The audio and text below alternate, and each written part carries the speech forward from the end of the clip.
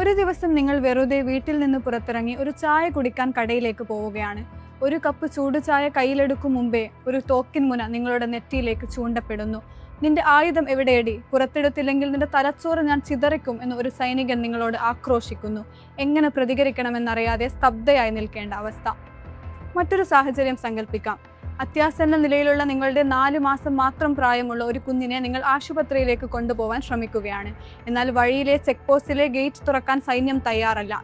Permit പരിശോധിക്കണം എന്ന് പറഞ്ഞ് മണിക്കൂറുകൾ വൈകിക്കുന്നു. സ്വന്തം കൺമുന്നിൽ വെച്ച് ആ കുഞ്ഞിന്റെ മരണം നിങ്ങൾക്ക് കാണേണ്ടി വരുന്നു. വേറൊരു സന്ദർഭം.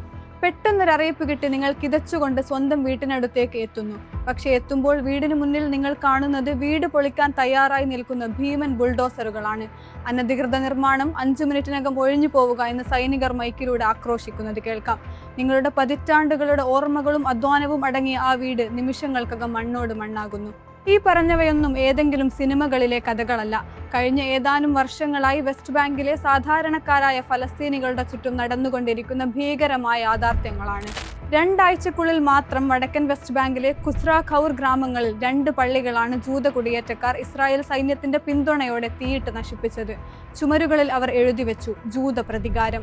ജൂദേയ സമരിയ എന്ന് സയനിസ്റ്റുകൾ വിളിക്കുന്ന വെസ്റ്റ് ബാങ്കിലെ 70-ലധികം ചരിത്രപരവും പുരാവസ്തുപരവുമായ ഫലസ്തീനിയൻ കേന്ദ്രങ്ങൾ പൂർണ്ണമായി പിടിച്ചെടുക്കുന്നതിനായി കഴിഞ്ഞ ആഴ്ച ഇസ്രായേൽ ഭരണകൂടം 113 ദശലക്ഷം ഷെക്കൽ, ഏകദേശം 352 കോടി രൂപ അനുവദിച്ചിരിക്കുകയാണ്.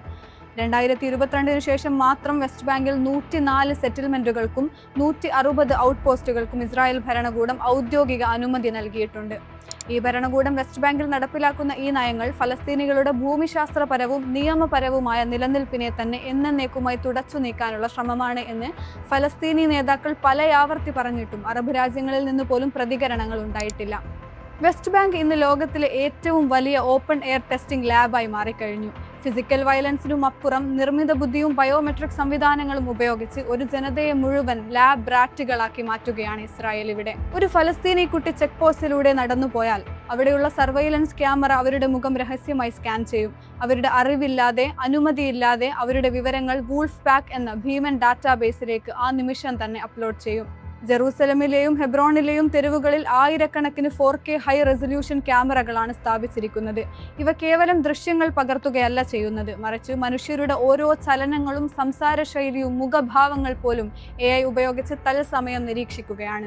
വീടിന്റെ ജനലിലൂടെ പുറത്തേക്ക് നോക്കുമ്പോഴും തെരുവിലൂടെ നടക്കുമ്പോഴും സ്വന്തം കുട്ടികളുടെ ബാഗ് സൈനികർ തുറന്നു പരിശോധിക്കുമ്പോഴും അവരറിയുന്നു, ഞങ്ങൾ എപ്പോഴും നിരീക്ഷണത്തിലാണ്.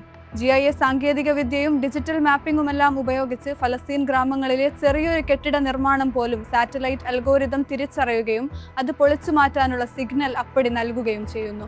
ലോകത്തെമ്പാടുമുള്ള പ്രമുഖ സർവകലാശാലകളിൽ നിന്നും ഗവേഷണ കേന്ദ്രങ്ങളിൽ നിന്നും രൂപം കൊള്ളുന്ന കൃത്രിമ ബുദ്ധിയും ഇമേജ് പ്രോസസ്സിംഗ് രീതികളും വെസ്റ്റ് ബാങ്കിൽ പരീക്ഷിക്കപ്പെടുമ്പോൾ ഇവിടെ വികസിപ്പിക്കുന്ന ഈ സർവൈലൻസ് സാങ്കേതിക വിദ്യകൾ പിന്നീട് ഫീൽഡ് ടെസ്റ്റഡ് എന്ന ടാഗോടെ അന്താരാഷ്ട്ര തലത്തിൽ കയറ്റുമതി ചെയ്യപ്പെടുകയും കൂടി ചെയ്യുന്നുണ്ട്. ആർട്ടിഫിഷ്യൽ ഇന്റലിജൻസ്, ബയോമെട്രിക് ഡാറ്റാബേസുകൾ, സ്മാർട്ട് സർവേയിങ്, ഓട്ടോമാറ്റഡ് ഡ്രോണുകൾ തുടങ്ങി ശാസ്ത്ര മുന്നേറ്റങ്ങളെല്ലാം ഇവിടെ ഒരു ജനതയെ തടവിലാക്കാനുള്ള സർവൈലൻസ് ഉപകരണങ്ങളായി പുനർനിർമ്മിക്കപ്പെടുകയാണ്.